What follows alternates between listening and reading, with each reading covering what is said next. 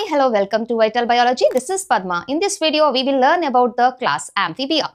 In the previous classes, we have discussed that the class Amphibia, Reptilia, Aves and Mammals, all the four classes comes under one of a superclass that is of Tetrapoda. So, Tetrapoda group actually includes the organisms with four limb structures, in which two are like hands, which are of anterior limbs, which are forelimbs, and the posterior two limbs are called as the hind limbs. So, like that, count wise as they are four limbs. That's why the superclass name is given as Tetrapoda, and in which the first class is the Amphibia. So, Amphibia word came from two of the Greek words. One is the amphi, another one is the bios. Amphi means a dual, whereas the bios means life. That means the organisms which can live in water and as well as on land. Okay, like for example, frogs. So, these organisms can live on land as well as can live in water. So, such a habitat as it is exhibited by these organisms. So, that's why the group name is Amphibia. Okay, so habitat is both aquatic and as well as the terrestrial in habitat. And whereas going towards the body, so body can be divided into two main regions. So, that is of head part, and remaining entire body is called as trunk. Okay, head and trunk. These are the mainly two body parts in the case of amphibians. Whereas few organisms like these salamanders, they are also provided with one more structure, that is of tail. Along with the head and as well as the trunk, they are also provided with tail. Otherwise, majority of the amphibians, they are just have two body parts. One is the head, another one is the trunk. And these organisms, as already we have said, that they are provided with two pairs of limbs. Okay, two pairs of limbs, in which one pair is forelimbs. Okay, which are position wise anterior, whereas another one pair are the hind limbs. So, hind limbs which are located towards the posterior side. Okay, like this. These organisms are provided with two pairs of limb structures. Generally, these amphibians' body is or skin is moist. Okay, and also they are not provided with any sort of scales, which is a characteristic feature of fishes. Okay, the presence of scales is a characteristic feature in fishes. But here, the frogs are these amphibians. They doesn't have any sort of such type of scales. And as they have mucus glands, slime glands on their skin, that is why the skin consists of moist nature, which also helps in their cutaneous mode of respiration also. Okay, and even they are provided with one of a structure called as the tympanum. Okay, tympanum, which is act like a ear to receive the sound waves. Okay, tympanum. So, this helps in the receiving of sound waves.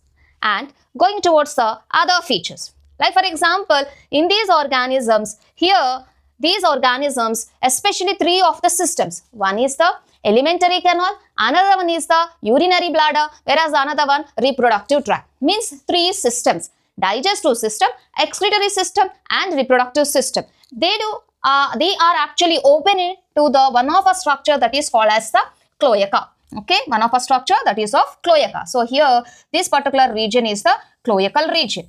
Okay, so one way the excretory systems is these kidneys through the ureters, they will open, and the digestive system is open into this, and even the reproductive system also open into this particular structure, which is nothing but the cloaca. Okay, and that cloaca again further open towards the outside. Okay, so alimentary canal, urinary bladder, reproductive tract, all together open into cloaca separately. But cloaca will open outside through one common aperture, that is the cloacal aperture. So, this common aperture is called as a cloacal aperture.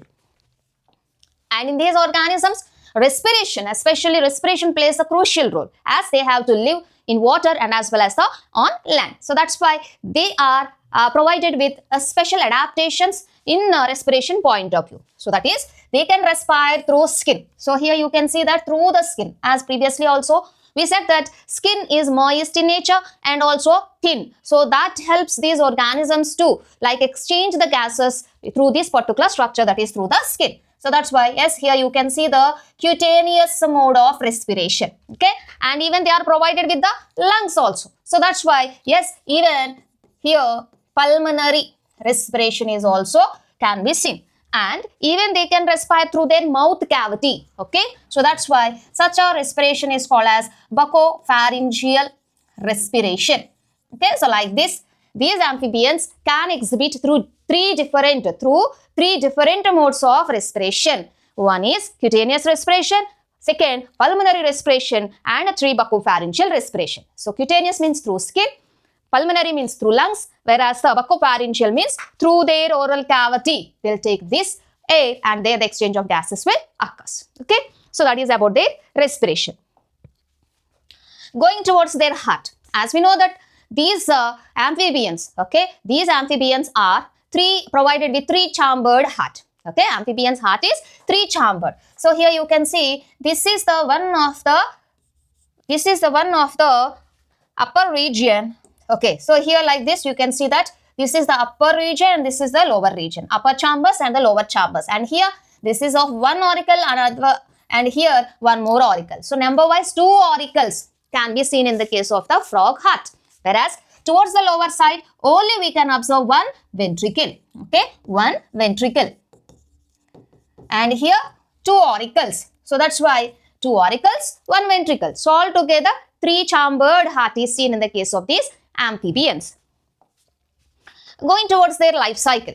So these organisms, sexes are separate. The male organism and the female organism is separate, and fertilization is external fertilization. And as they are releasing their eggs towards the outside, so that's why these organisms are considered as oviparous. Okay, amphibians are oviparous. They release their eggs towards the outside. Okay, generally the female frog, whatever the group of actually eggs it will release outside, those are called as the spawn.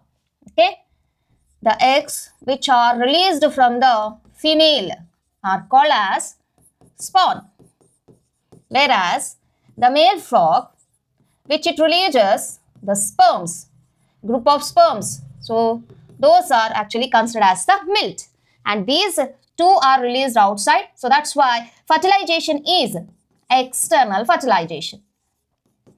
Okay, external fertilization. And after the fertilization, yes, we can see a larval stage in its development. So when a larva is seen in its development, the development is considered as indirect development. Okay, indirect development, as the larva is seen, and that larva is also a tadpole larva. Okay, so tadpole larva is here you can form, and that tadpole larva metamorphose into the adult frog. Okay, so this is how the life cycle of the frog is actually we can see. And going towards some of the examples, so one of the example is the ichthyophis. Okay, ichthyophis. So this is looks like a worm, and these organisms actually exhibit one of our important phenomena that is called as parental care. Here you can see that organism actually huddle its eggs. Okay, so here these are the eggs, and the organism is just coiling these eggs and protecting these eggs from the enemies. So that's why ichthyophis is the best example for parental care organism in the case of these amphibians. And name also, if you observe here, we told ichthyophis. So ichthyo is actually related to fishes. So one of a fish-like character can be exhibited by these organisms. So that is, their skin is provided with scales. Okay, so scales can be seen in this particular group of that is in this particular ichthyophis. Okay, in this particular ichthyophis, and these organisms are limbless. Limbs are absent. Limbs are absent in this ichthyophis. So one more example, that is of the bufo. So which is also called as toad. Okay. And one more example here you can see that salamander. So in this salamander, yes, here you can see it is provided with a tail. And these salamanders actually considered as a lizard-like amphibians. Okay, because of its morphology, it somewhat looks like that of a lizard. That's why these are called as the lizard-like amphibians. Okay, but here the organism name is salamander and the scientific name is the salamandra. And yes, so here one more example, that is of phyla, which is commonly called as tree frog. Okay, based on its habitat, mostly on the tree. That's why it is commonly called as the tree frog. And one more example which they have mentioned, that is of rana, like Rana tigrina. So this is the one of example that is of a rana.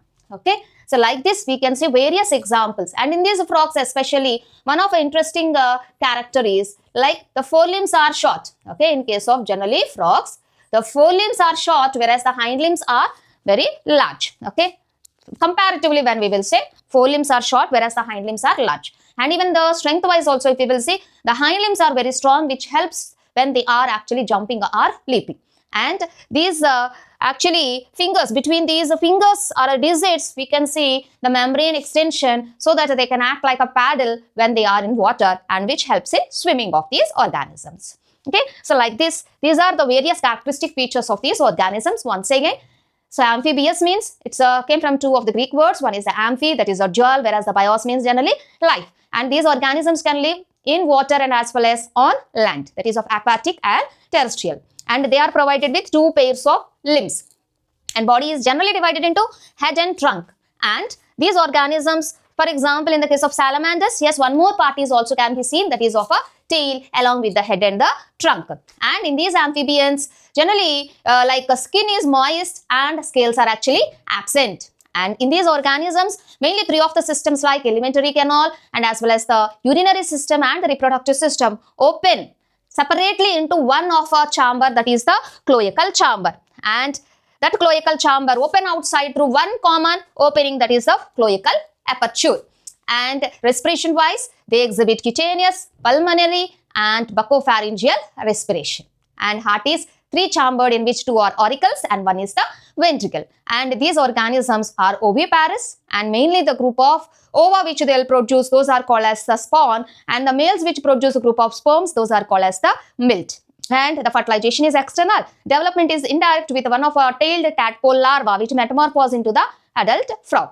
And various examples wise, if we will see, yes, salamandra, that is of the salamander, which is a lizard-like amphibian, whereas the hyla, which is a tree frog, whereas the bifo, which is a toad, and then ichthyophis, which is generally commonly called as the limbless amphibia. And that is the best example for the parental care in these amphibians. And yes, definitely rana, that is of the frog.